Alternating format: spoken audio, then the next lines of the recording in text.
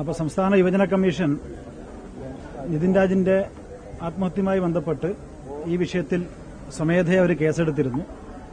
അതിനുശേഷം ജില്ലാ police മേധാവിയോട് report ആവശ്യപ്പെട്ട ശേഷം ഇന്നിവിടെ ക്യാമ്പസിൽ വന്ന് നേരിട്ട് വിദ്യാർത്ഥികളെയും പ്രിൻസിപ്പലിനെയും അധ്യാപകരെയും മൊഴി രേഖപ്പെടുത്താമെന്നാണ് തീരുമാനിച്ചത്. അപ്പോൾ ഇവിടെ വന്നിപ്പോൾ നിതിൻ രാജിന്റെ class first year second year batch നിലവിൽ അവധിയാണ്. ഒരു 16-ാം തീയതി മാത്രമേ ക്യാമ്പസിലേക്ക് വരികയുള്ളൂ. പ്രിൻസിപ്പലിനോടും അതോടൊപ്പം തന്നെ യൂണിയൻ ഭാരവാഹികളെയും മറ്റ് വിദ്യാർത്ഥികളെയും കമ്മീഷൻ നേരിട്ട് കണ്ടിട്ടുണ്ട്. അതിനകത്തൊന്നും മൊഴി രേഖപ്പെടുത്തിയപ്പോൾ ചില കാര്യങ്ങൾ യുവജന കമ്മീഷൻ ഗൌരവമേറിയ കാര്യങ്ങൾ ബോധ്യപ്പെട്ടിട്ടുണ്ട്. പൂർണ്ണമായും രക്ഷിതാക്കളെയും അതോടൊപ്പം തന്നെ ക്ലാസ്സിലെ മറ്റ് വിദ്യാർത്ഥികളെയും ഫസ്റ്റ് ഇയർ സെക്കൻഡ് ഇയർ ബാച്ചിന്റെയും മൊഴി കൂടി രേഖപ്പെടുത്തുമ്പോൾ മാത്രമേ യുവജന കമ്മീഷന് പൂർണ്ണമായും കാര്യങ്ങൾ പറയാൻ വേണ്ടി സാധിക്കുകയുള്ളൂ. ഇപ്പോൾ ഇവിടെ വന്നിരിക്കുന്ന ചില കാര്യങ്ങൾ വിദ്യാർത്ഥികൾ എന്ന് പറഞ്ഞാൽ മറ്റ് വിദ്യാർത്ഥികളാണ്. ഇപ്പം ഞങ്ങൾ ഫൈനൽ ഇയർ വിദ്യാർത്ഥികളെയാണ് മൊഴി രേഖപ്പെടുത്തിയത്. ഫൈനൽ ഇയർ വിദ്യാർത്ഥികളായുമ്പോൾ കുറച്ചുകൂടി ഈ ഫസ്റ്റ് ഇയർ വിദ്യാർത്ഥിയുമായി നേരിട്ട് മറ്റ് ബന്ധമില്ലാത്ത ഫൈനൽ ഇയർ വിദ്യാർത്ഥികളെയാണ്. അപ്പം ഞങ്ങൾ ഈ ആരോപണം നേരിട്ട ചില വ്യക്തികളെ സംബന്ധിച്ച് ചോദിച്ചപ്പോൾ ഈ അധ്യാപകൻ ഇതിനു മുന്നേ തന്നെ സസ്പെൻഡ് ചെയ്യപ്പെട്ട ഒരാളാണ്. അത് വിദ്യാർത്ഥികളെ വൈറ്റ് ടീ, ബ്ലാക്ക് ടീ, കറുത്തവര്, വെളുത്തവര് എന്നൊക്കെയാണ് വിളിക്കുക. White cockroach, black cockroach, fatty, അല്പം മെലിഞ്ഞ കുട്ടിയെ നോക്കി ക്യാൻസർ പേഷ്യന്റ് എന്ന് പറഞ്ഞാൽ അവരൊരു ബോഡി ഷേമിംഗ് നടത്തുന്ന ഒരു രീതി ഈ അധ്യാപനം സംബന്ധിച്ചുണ്ട്. അപ്പോൾ ഇതിനു മുന്നേ ഇയാളെ സസ്പെൻഡ് ചെയ്യപ്പെട്ട ആളാണ്. വീണ്ടും തിരിച്ചെടുത്ത് അദ്ദേഹം തന്നെയാണ് ഇപ്പം അനാട്ടമി എന്ന് പറഞ്ഞാൽ ഡെന്റൽ അനാട്ടമിയുടെ HOD ഇപ്പം നിലനിൽക്കുന്നത്. അത് ഗുരുതരമായ ഒരു വീഴ്ച തന്നെയാണ്. അദ്ദേഹം അതൊരു തിരുത്തൽ വരുത്തിയിട്ടില്ല. മറ്റ് വിദ്യാർത്ഥികൾ പറഞ്ഞ മറ്റു പല കാര്യങ്ങളുണ്ട്. ഒന്ന് രണ്ട് ചില അധ്യാപകരെ സംബന്ധിച്ചും ചില ഡിപ്പാർട്ട്മെന്റ് സംബന്ധിച്ച് ചില ആരോപണങ്ങളുണ്ട്. ആ ആരോപണം എന്ന് പറഞ്ഞാൽ ചിലപ്പോൾ വിദ്യാർത്ഥികൾ ഏതെങ്കിലും തരത്തിൽ വിദ്യാർത്ഥികളെ അധ്യാപകർക്ക് ഇഷ്ടപ്പെടുന്നില്ലെങ്കിൽ അല്ലെങ്കിൽ അവരെ പ്രീതിപ്പെടുത്താൻ വേണ്ടി പറ്റിയിട്ടില്ലെങ്കിൽ ആ വിദ്യാർത്ഥികളെ ഗൌരവമായ രീതിയിൽ തന്നെ കൈകാര്യം ചെയ്യും. അതിപ്പോൾ ക്ലാസ് മുറിയിൽ വന്നാൽ പോലും അറ്റൻഡൻസ് കൊടുക്കില്ല. ഏതെങ്കിലും ഒരു നോട്ട് എഴുതി വെച്ചിട്ടില്ലെങ്കിൽ 10 ദിവസത്തെ അറ്റൻഡൻസ് കളയും. അങ്ങനെ അറ്റൻഡൻസ് ഷോർട്ടേജ് ഉണ്ടാക്കുക ബോധപൂർവ്വം. ക്ലാസ്സിൽ വരുന്നവരെ 80% അറ്റൻഡൻസ് ആക്കില്ല. പൊതുവിൽ നമ്മളൊരു പ്രതീക്ഷിക്കാത്ത വിധത്തിൽ ഈ ക്യാമ്പസിൽ നിലവിൽ മൊഴിയുന്ന വിദ്യാർത്ഥികൾ ഗൌരവമായ ചില കാര്യങ്ങൾ പറഞ്ഞിട്ടുണ്ട്. അപ്പോൾ യുവജന കമ്മീഷനെ സംബന്ധിച്ച് ഒന്നുകൂടി 16-ാം തീയതി ഒന്നുകൂടി വന്ന് വിദ്യാർത്ഥികളിൽ നിന്ന് പൂർണ്ണമായും മറ്റ് അധ്യാപകരിൽ നിന്ന് കൂടി മൊഴിയെടുക്കേണ്ടതായിട്ടുണ്ട്. അതിലെ കാര്യങ്ങൾ പൂർണ്ണമായി പറയാൻ വേണ്ടി സാധിക്കുകയുള്ളൂ. നിലവിൽ ഗുരുതരമായ ചില വീഴ്ച ക്യാമ്പസിലെ അധ്യാപകരുടെ ഭാഗത്തു നിന്നും 2 ഡിപ്പാർട്ട്മെന്റ് ഹെഡിന്റെ ഭാഗത്തും ഉണ്ടായി എന്ന ബോധ്യമുണ്ട്. അത് നിതിൻ രാജിന്റെ ആത്മഹത്യാ വിഷയവുമായി ബന്ധപ്പെട്ട് മാത്രമല്ല, ഇവിടെ നിലവിൽ സീനിയർ വിദ്യാർത്ഥികളും ഉൾപ്പെടെ ലഭിച്ച ചില വിവരങ്ങൾ. എന്നാൽ അവരെ സംബന്ധിച്ച് പലപ്പോഴും ഇതാരെ സമീപിക്കണം എന്നറിയില്ല. കാരണം സ്വാശ്രയ കോളേജാണ്. ഏതെങ്കിലും തരത്തിൽ പ്രതികരിച്ചു കഴിഞ്ഞാൽ ആ പ്രതികരണം പിന്നീട് അവരുടെ ഒരു 6 മാസം നഷ്ടപ്പെടുന്ന അവസ്ഥയിലേക്ക് എത്തിക്കും. ഇത്തരം കാരണങ്ങൾ പലപ്പോഴും ചില വിദ്യാർത്ഥികളോട് 15,000 രൂപയുടെ പോലും പുസ്തകങ്ങൾ വാങ്ങിപ്പിച്ച് ഡിപ്പാർട്ട്മെന്റ് ചില ഫൈൻ കുട്ടികളുടെ പിന്നെ ചില കുട്ടികളുടെ സാമ്പത്തിക സ്ഥിതി അവിടെ അന്വേഷിക്കും. രക്ഷിതാക്കളുടെ സാമ്പത്തിക സ്ഥിതി അന്വേഷിക്കുക, അതിനനുസരിച്ച് പെരുമാറുക. ഇത്തരം ചില രീതി ഇവിടെ ഉണ്ടായിട്ടുണ്ടെന്ന് ബോധ്യപ്പെട്ടിട്ടുണ്ട്. കുട്ടിയുടെ മൊഴി തന്നെയാണ്. ആ മൊഴിയുടെ അടിസ്ഥാനത്തിൽ ഗൌരവമേറിയ വിഷയം ഇവിടെ ഉണ്ടെന്ന് ബോധ്യപ്പെട്ടിട്ടുണ്ട്. പ്രധാനമായും ഈ വിദ്യാർത്ഥികൾ പറയുന്നത് സ്റ്റാഫ് റാഗിംഗ് നടക്കുന്നു എന്നുള്ള ഒരു പ്രധാനപ്പെട്ട ടേം തന്നെയാണ് അവർ ഉപയോഗിക്കുന്നത്. സ്റ്റാഫ് റാഗിംഗ് അത് ഞങ്ങളോടും ആവർത്തിച്ചു. സ്റ്റാഫ് റാഗിംഗ് ഇവിടെ ഉണ്ട്. അതിൽ സ്റ്റാഫ് റാഗിംഗ് എന്ന് പറഞ്ഞാൽ കുട്ടികൾ ചില വിഷയങ്ങളിൽ ഹരാസ് ചെയ്യുന്ന സാഹചര്യമുണ്ട്. ആ ഹരാസ്മെന്റ് എന്ന് പറഞ്ഞാൽ പരസ്യമായിട്ടാണ്. പരസ്യമായി മറ്റു കുട്ടികളെ മുന്നിൽ നിന്ന് ഒരു ടീമായിരിക്കുമ്പോഴും ക്ലാസ് മുറിയിലും വെച്ച് പരസ്യമായി തന്നെ അപമാനിക്കാൻ വേണ്ടി ചിലർക്ക് ലൈസൻസ് ഉണ്ട് എന്നുള്ളതാണ്. കാരണം അവരിപ്പോൾ സസ്പെൻഡ് ചെയ്ത് വീണ്ടും തിരിച്ചു വരുന്നു. തിരിച്ചു വന്നാൽ അതിനേക്കാൾ ഭീകരമായി കൈകാര്യം ചെയ്യും. ഏതെങ്കിലും ഒരു കുട്ടിയെ ഈ അപമാനിച്ചതിന്റെ ഭാഗമായിട്ടാണ് സസ്പെൻഡ് ചെയ്യപ്പെട്ടതെങ്കിൽ അത് രണ്ടായി സസ്പെൻഡ് തിരിച്ചു വന്നാൽ വീണ്ടും ഭീകരമായി കൈകാര്യം ചെയ്യും. അപ്പോൾ ഒരു നിയന്ത്രണവുമില്ല. അതിനിടയിൽ ഏതോ ഒരു അധ്യാപകനെ ഡിസ്മിസ് ചെയ്തു പറയുന്നത്. അപ്പോൾ ഇത്തരം സംഭവം ഇവിടെ ആവർത്തിച്ചുകൊണ്ടേയിരിക്കുന്നു. അവസാനിപ്പിക്കാണ്ട് പറ്റുന്നില്ല. അതിന്റെ കൂടി തുടർച്ചയാണോ എന്നുള്ളത് ഞങ്ങൾക്ക് കുറച്ചുകൂടി പഠനത്തിന്റെ ഭാഗമായിട്ട് പറയാൻ വേണ്ടി സാധിക്കും. രാമു അതുപോലെ തന്നെ സംഗീത ഈ 2 പേർക്കെതിരെയാണ് കുടുംബം ഉൾപ്പെടെ പ്രധാനമായ ആരോപണം ഉന്നയിക്കുന്നത്. കമ്മീഷന് മൊഴി രേഖപ്പെടുത്താനോ അല്ലെങ്കിൽ എന്താണ് അവരെ ഇല്ല, ഞങ്ങൾ ആ 2 അധ്യാപകരെയും നിലവിൽ സമീപിച്ചിട്ടില്ല.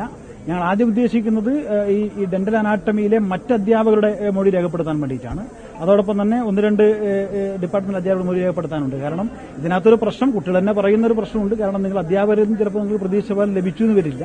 ഞങ്ങൾ അതുകൊണ്ടാണ് സീനിയർ വിദ്യാർത്ഥികൾ തന്നെ കണ്ടത്. സീനിയർ വിദ്യാർത്ഥികളാണ് അവർ കുറച്ചുകൂടി സ്വതന്ത്രമായി പറയുന്നുള്ളതുകൊണ്ടാണ്. പക്ഷേ ആ വേറെ അധ്യാപകർക്കെതിരെ ഞങ്ങൾക്ക് ലഭിച്ച ചില പരാതിയാണ് ഞാൻ ഈ പറഞ്ഞല്ലോ. ഇപ്പോൾ ഒരു ഡിപ്പാർട്ട്മെന്റിലെ ഒരു അധ്യാപകൻ കുട്ടികൾ ഏതെങ്കിലും തരത്തിൽ ഇഷ്ടപ്പെട്ടിട്ടില്ലെങ്കിൽ അപ്പോൾ ഒരു പുസ്തകം എഴുതി കൊടുക്കും. ഒരു 5,000 രൂപയുടെ പുസ്തകമായിരിക്കും.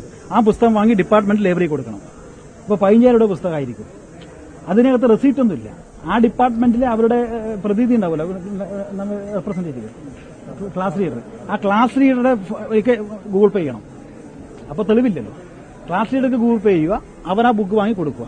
ഇതൊക്കെ ഇവിടെ കണ്ടുവരുന്ന രീതി, അത് പ്രാകൃതമായ രീതി ഞങ്ങൾ കേൾക്കാറുണ്ട്. കർണാടകയിലും മറ്റ് സ്റ്റേറ്റിലൊക്കെ കേൾക്കുന്ന രീതിയാണ്.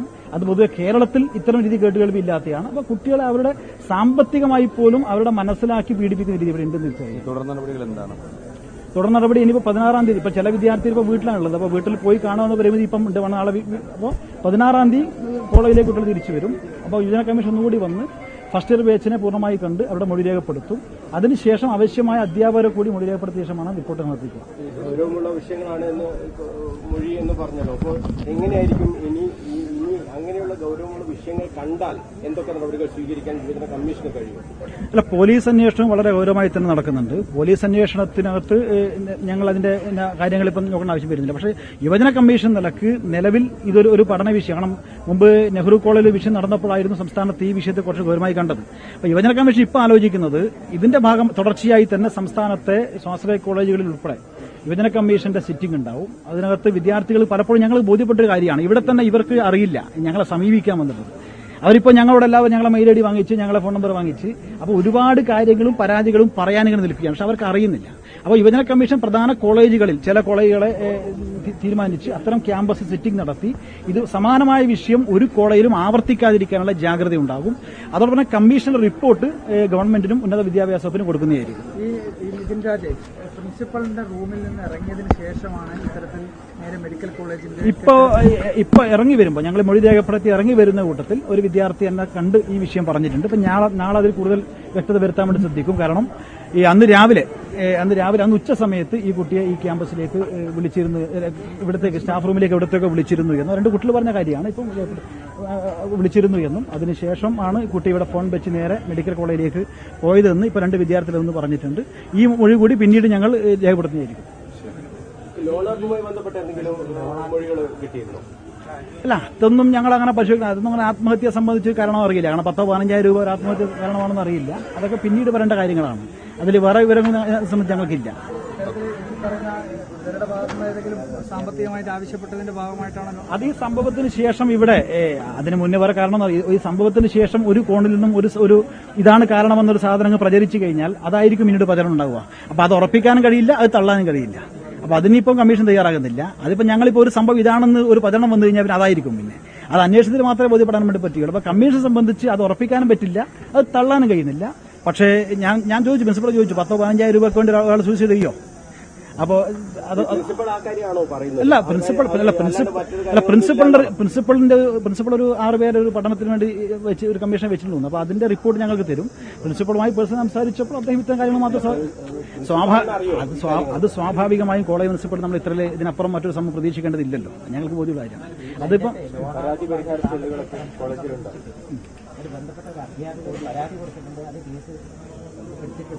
അതെ അങ്ങനെ സംഭവം കേൾക്കുന്നുണ്ട്.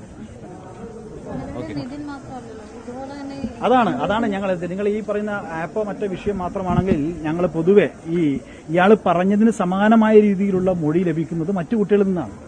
കാരണം ഈ ആൾക്കാരുടെ സ്റ്റാറ്റസ് വെച്ചിട്ട് അപമാനിക്കുക, നിറം എടുത്ത് ഒരു ക്ലാസ് മുറിയിൽ നിന്നും ഒരു 10-50 പേർ ഇരിക്കുന്നതിനിടയിൽ ആ കർത്തവൻ ഇങ്ങോട്ട് വാ എന്ന് പറയുന്ന ഒരു സ്ഥിതി ഉണ്ടാവില്ലല്ലോ. ഒരു മെലിഞ്ഞ കുട്ടിയെ നോക്കിയിട്ട് ആ ക്യാൻസർ പേഷ്യന്റ് ഇങ്ങോട്ട് വാ എന്ന് പറയുന്ന രീതി. അപ്പൊ ഇത്തരം നമ്മളൊരു പരിഷ്കൃതമായ ഒരു സമൂഹത്തിൽ കേൾക്കാൻ വേണ്ടി പറ്റാത്ത വിധത്തിലുള്ള ചിലത് ഈ ക്യാമ്പസിൽ നിന്ന് കേട്ടുന്നുള്ളത് വസ്തുതയാണ്. അത് ഞാൻ പറഞ്ഞു, ഇതിന് ശേഷം ഈ വിഷയത്തിൽ ഞങ്ങൾ പൂർണ്ണമായി പഠനം നടത്തിയ ശേഷം ഇതിന്റെ റിപ്പോർട്ട് സമർപ്പിക്കും. ഇത് സംസ്ഥാനത്ത് പൊതുവിൽ മറ്റ് ക്യാമ്പസുകളിലേക്ക് കൂടി കമ്മീഷൻ നിലക്ക് ഈ വിഷയത്തിൽ ഒരു പഠനമുണ്ടാകും. ഞങ്ങൾ സിറ്റിംഗ് ഉണ്ടാവും. അല്ല, അങ്ങനെയല്ല. നിറത്തിന്റെ പേരിലും മറ്റും ബോഡി ഷെയ്മിങ്ങും എന്നാണ് വിദ്യാർത്ഥി പറഞ്ഞിട്ടുള്ളത്. നിറത്തിന്റെ പേരിലും ബോഡി ഷെയ്മിങ്ങും നടക്കുന്നുണ്ട്.